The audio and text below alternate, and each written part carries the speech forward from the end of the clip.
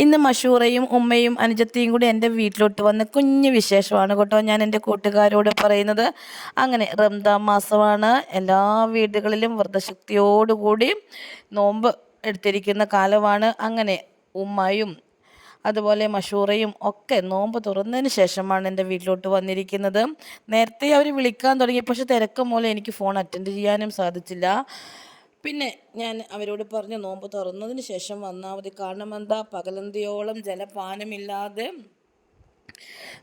അവർ ഓരോരുത്തരും പ്രാർത്ഥനയിൽ മുഴുകിയിരിക്കുന്ന ഓരോ ദിവസമാണ് റംദാൻ മാസത്തിലെ ഓരോ ദിവസങ്ങളും.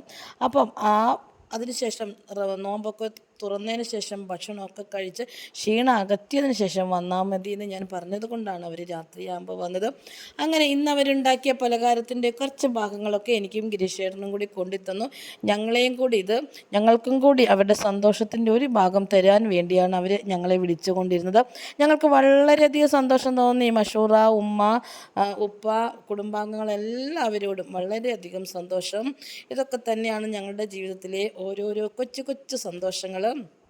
അങ്ങനെ കുറേ നാളായിട്ട് ഞാൻ കായ്പോളയൊന്നും കഴിക്കാതിരിക്കുമായിരുന്നു. കാരണം ഈ കൊളസ്ട്രോളൊക്കെ ഇങ്ങനെ കടന്ന് ഭയങ്കര ആക്രമിക്കുവാണ് നമ്മളെയൊക്കെ. അപ്പോൾ പാവം ഞങ്ങളൊക്കെ എന്താ ചെയ്യുന്നത്, വളരെയധികം കൊതി തോന്നുന്ന സാധനങ്ങളൊക്കെ അങ്ങോട്ട് മാറ്റി വെക്കുകയാണ്. കാരണം ഇനി എത്ര മുമ്പോട്ട് പോകണ്ടേ.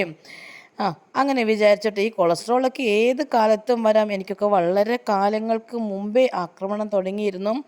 പക്ഷേ എന്തായാലും ഒരു സാധനം വേണ്ടാന്ന് വെച്ചാലും വിരത്തുമ്പിൽ കാണുമ്പോൾ അത് എത്ര സമയം ഇങ്ങനെ കണ്ടുകൊണ്ടിരിക്കുന്നത്. അങ്ങനെ എനിക്ക് ആവശ്യത്തിലധികം കായ്പോള കഴിച്ച്. എനിക്ക് ഏറ്റവും അധികം ഇഷ്ടമുള്ളൊരു പലഹാരമാണ് കേട്ടോ കായ്പോള. അങ്ങനെ വളരെയധികം സന്തോഷം. റംദാൻ മാസത്തിൽ ഇങ്ങനൊരു ഭക്ഷണം അവരുടെ കൈകൊണ്ട് ഉണ്ടാക്കിയത് നമുക്ക് ഷെയർ ചെയ്ത്